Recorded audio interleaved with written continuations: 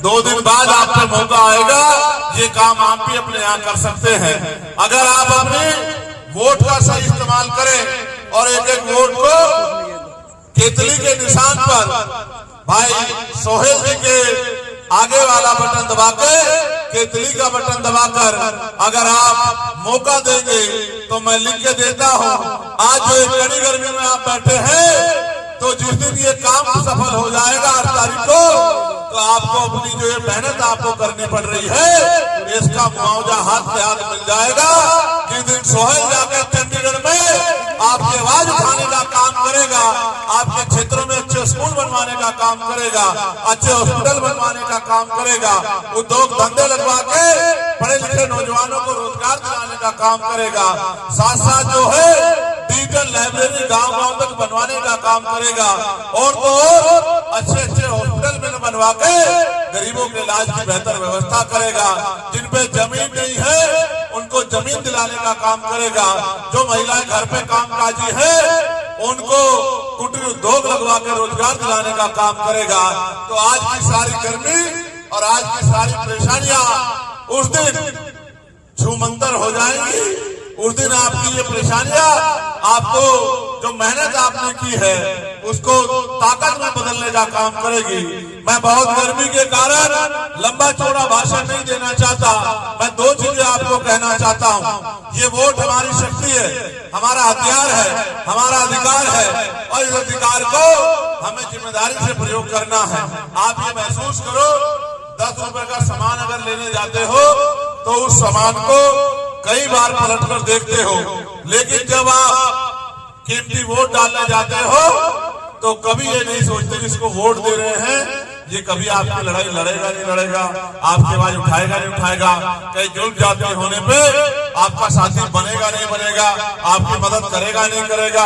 और तो जिनको आप वोट देते हो वो 5-5 साल आपकी गलियों में, गाँव में, बस्तियों में नहीं आते, फिर आप उनकी बातों में आ जाते हो।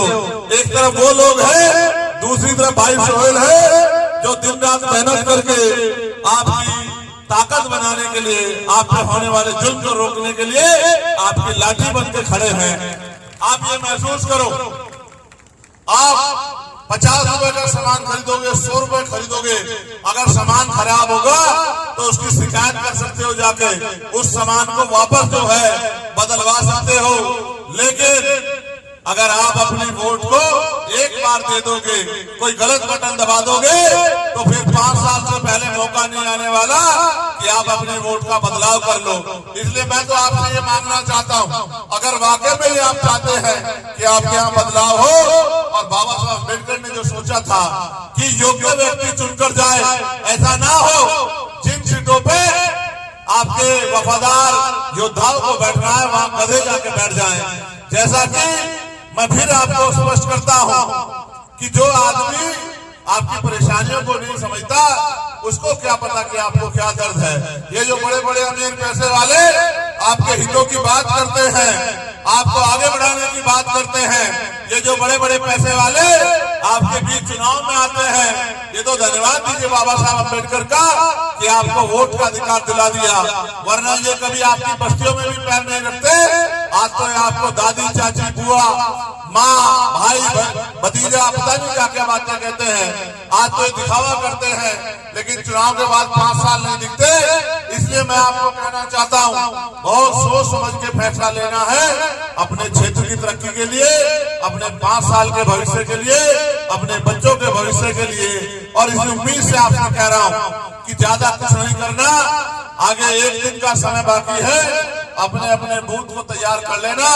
मैं धन्यवाद दूंगा भाई राजन का और उनकी पूरी टीम का, और भाई राजेंद्र जी का, दीपक जी का, आदिल साहब का, उन सबका भी बहुत बहुत धन्यवाद दूंगा जिन्होंने, इलियास साहब का, जिन्होंने यहाँ रह के मेहनत करने का काम किया।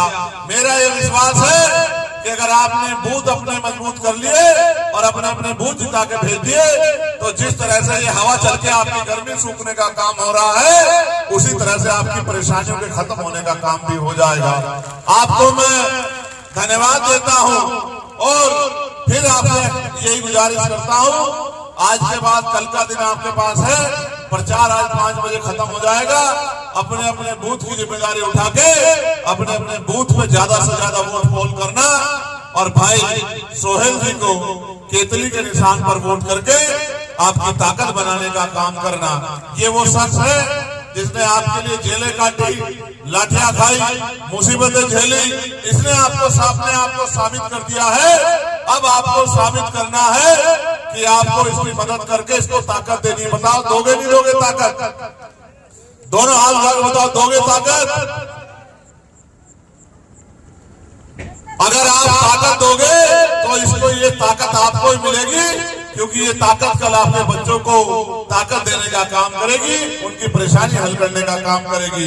तो मैं पुनः धन्यवाद देता हूं। और रादौर में जो आपके रिश्तेदार रहते हो, रादौर में मेरे छोटे भाई जो है मनदीप चोपड़ा जी चुनाव लड़ रहे हैं, मैं उनके लिए भी आपसे वोट की अपील करता हूं। दोनों बहादुर सिपाही हैं, दोनों समाज के सच्चे सेवक हैं, दोनों सेवा भाव से काम कर रहे हैं। ये तो अमीरों का काम था, अब तो गरीबों के बच्चे भी मैदान में आ गए हैं, पैसा कमाने के लिए नहीं, आपकी सेवा करने के लिए। इसलिए मैं चाहता हूं कि आप इनको सेवा करने का मौका दो। और यमुनानगर में भाई इंतजार अली जी हमारे प्रत्याशी है, मैं उनके लिए भी आपसे वोट की अपील करता हूं कि यहाँ यमुनानगर में जो आपके दो साथी रिश्तेदार रहते हो, उनसे आप आग्रह करना कि वो वोट की ताकत से इसको आगे बढ़ाएं। अब मैं फिर से आपका हाथ जोड़ के धन्यवाद करता हूं कि आप लंबे समय से गर्मी में बैठे हैं। मैं तो अपनी तरफ से एक बात जरूर आपको कहूंगा, आज जो गर्मी में बैठ के आपका पसीना बहा है, मैं चंद्रशेखर आजाद आपको वचन देता हूं कि पूरी ईमानदारी से इस आंदोलन को आगे बढ़ा के, और जब तक अंतिम व्यक्ति को मुख्य धारा में नहीं ले आते, उसको इज्जत की जिंदगी, उसको रोटी कपड़ा मकान की व्यवस्था नहीं करा देते, जब तक हर गरीब के आंसू नहीं पूछ लेते, तब तक हम चैन से बैठने वाले नहीं हैं। जब तक इस देश में सतगुरु रविदास जी महाराज के सपनों का बेगमपुरा ऐसा चाहूराज में जहाँ मिले सबनुवन और छोट बड़े सब संबसे रैदास रहे प्रसन्न, जब तक ऐसा राज नहीं आता जहां किसी को खाने के लिए अन्न की, तन ढकने के लिए कपड़े की, सर ढकने के लिए छत की और पीने के लिए पानी की पूरी व्यवस्था ना हो जाए, जिस राज्य में ना किसी पे चोरी हो, किसी के यहाँ ना कहीं डाका पड़े, ना किसी की हत्या, ना किसी बहन बेटी का अपमान हो, ना कोई बहुत ऊंचा हो, ना कोई नीचा हो, सब लोग बराबर हो। बेगमपुरा यानी के बिना गम का राज, जहाँ किसी की जिंदगी में कोई गम ना हो, जब तक ऐसा राज नहीं आ जाता, हम लोग भी चैन से नहीं बैठेंगे और आपके पसीने पे हम अपने खून का एक कतरा लुटाने का काम करेंगे। ऐसा विश्वास मैं अपने माओ बहनों को, बड़े बुजुर्गों को, नौजवान साथियों को दिलाना चाहता हूँ। आप यहाँ आए, आपका धन्यवाद। एक बार सब लोग खड़े होके दोनों हाथ उठा के आशीर्वाद देके हम लोगों को आपकी सेवा करने का मौका दो, क्योंकि ये लड़ाई आपके और आपके आने वाली पीढ़ियों को इज्जत की जिंदगी दिलाने के लिए हम लोग लड़ रहे हैं। बाकी संघर्ष तो तब तक जारी रहेगा जब तक चंडीगढ़ में आपका बेटा कुर्सी पर ना बैठ जाए और आपको आपकी लड़ाई को, आपकी समस्या को हल ना कर दे। बहुत बहुत धन्यवाद। जय भीम, जय भारत, जय संविधान, जय मंडल, जय जोहार, जय जवान, जय किसान। अब मैं आपको ज्यादा गर्मी में नहीं बैठने दूंगा। मैं आपको आग्रह करूंगा कि आप अपनी जगह छोड़ दें, क्योंकि एक बेटे के तौर पे, भाई के तौर पे आपको पसीने में देखना मेरे बस की बात नहीं है। मुझे बड़ी तकलीफ है कि आपको धूप में बैठना पड़ा, लेकिन हम लोग मेहनत करके आपके धूप को, आपके पसीने को अपने लिए संदेश के तौर पर रखेंगे और इस लड़ाई को आगे बढ़ाने का काम करेंगे। बहुत बहुत धन्यवाद। जय भीम, जय भारत। धन्यवाद माननीय चंद्रशेखर आजाद जी। बहुत